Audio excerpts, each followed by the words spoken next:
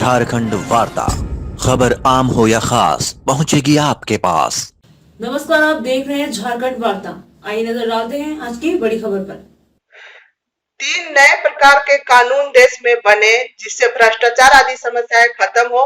ऐसा ही एक नेक टारगेट लेकर के एक टीम है जो पदयात्रा पर लगी हुई है।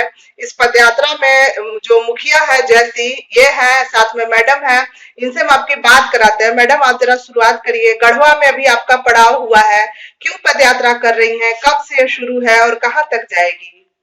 सबसे पहले तो आप सभी मीडिया साथियों को बहुत धन्यवाद। हमारी पदयात्रा जो शुरू हुई है वो गणतंत्र की धरती वैशाली बिहार से शुरू हुई थी। 26 जनवरी के दिन हमने शुरू की थी और आज हमारी पदयात्रा का 15वां दिन है और आज हम गढ़वा पहुंचे हुए हैं, जिसमें हम 3 कानून बनाने की मांग कर रहे हैं। जिसमें पहला जो हमारा कानून है जो हम मांग कर रहे हैं वो है राइट टू रिकॉल।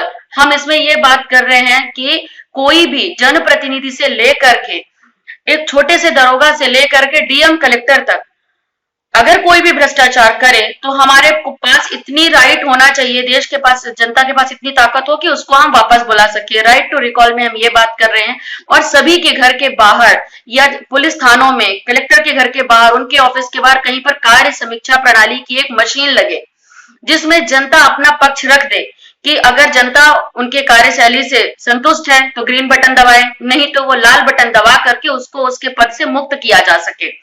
दूसरा हम बात कर रहे हैं जनमत संग्रह की। केंद्रीय सूची से हो या राज्य सूची से हो, कोई भी कानून बनता है तो जनता पर सीधे थोप दिया जाता है, जनता की राय नहीं ली जाती है। तो हम चाहते हैं कि जनता की राय ली जाए वोटिंग के माध्यम से। अगर जनता उस कानून से संतुष्ट है तो एक पैरामीटर फिक्स हो कि 70% वोटिंग अगर उस कानून के पक्ष में है तो वो कानून लागू हो, नहीं तो उस पर वापस से विचार विमर्श हो और फिर उसको नए तरीके से लाया जाए। क्योंकि अंतिम रूप से कानून लागू करने में जनता की भागीदारी बहुत जरूरी है। तीसरा कानून जो हम बनाने की मांग कर रहे हैं वो ये है कि कानून सुधार में जनता की सहभागिता हो। आप कोई भी कानून बनाते हैं अच्छी बात है, लेकिन आप किसी से पूछते ही नहीं है। जब आप जनता के लिए बना रहे हैं तो जनता की भी राय लीजिए कि इस कानून को हम बना रहे हैं, इसमें आपका कोई पक्ष है क्या, इसमें कुछ रखना है, कुछ हटाना है, कुछ जोड़ना है, क्योंकि बना तो आप हमारे लिए रहे हैं।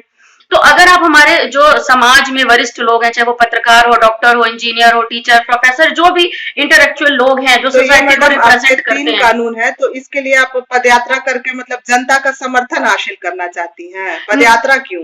पदयात्रा इसलिए है कि देखिए हम जिन जिन राज्यों से जा रहे हैं इसमें हम जन जागृति कर रहे हैं। पदयात्रा का उद्देश्य जन जागृति है। यात्रा कब तक चलेगी मैडम?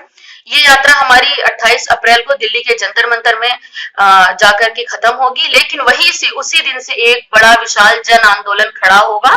और ये जो जन आंदोलन है ये तब तक चलेगा जब तक तीनों कानून धरातल पर लागू नहीं हो जाएंगे। मैडम, ये यात्रा कब से शुरू हुई है? ये 26 जनवरी के दिन से हमने शुरू की है, गणतंत्र दिवस के दिन। कहाँ से? वैशाली से। और ये दिल्ली में जंतर मंतर पर जाएगी, वहां तक यात्रा जाएगी। तो आपके साथ टीम में लगभग कितने लोग हैं? जो पदयात्रा कर रहे हैं वो लगभग 10 लोग हैं। बाकी पूरे भारत से लोग हमारे साथ जुड़ चुके हैं। अब हर व्यक्ति तो पैदल चल नहीं सकता। हाँ। तो लोग दिल्ली पहुंचेंगे और ज्यादातर मॉप हमारा बढ़ता ही जा रहा है, बढ़ता ही जाएगा। और इस पदयात्रा का जो मिशन है, इनको जैसी थोड़ा आप बता दे सर कि कितना किलोमीटर एक दिन में आप लोग चल रहे हैं? देखिए, जो पदयात्रा है हमने शुरुआत वैशाली से की थी और हम लोग कोशिश करते हैं 20 किलोमीटर का हमारा टारगेट है। हमारा रूट चार्ट बना हुआ है और हमारा रूट चार्ट आप देखेंगे तो बहुत सुंदर है।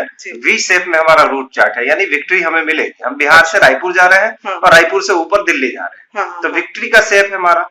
और 20-20 किलोमीटर के अंतराल में हम रुकते हैं और कहीं भी रुक जाते हैं, मंदिर हो, मस्जिद हो, गुरुद्वारा हो, चाहे स्कूल। तो एक दिन में 20 किलोमीटर चलना तो बहुत थका देने वाला होता होगा। बिल्कुल बिल्कुल, डिहाइड्रेशन। तो इतना कठिन आपने संकल्प क्यों ले लिया है? देखिए, जब तक आप कुछ कठिन संकल्प नहीं लेंगे तब तक लोगों के जन भावना तक आप नहीं पहुंच सकते, क्योंकि हमने जो ठाना है वो बहुत बड़ी बात है।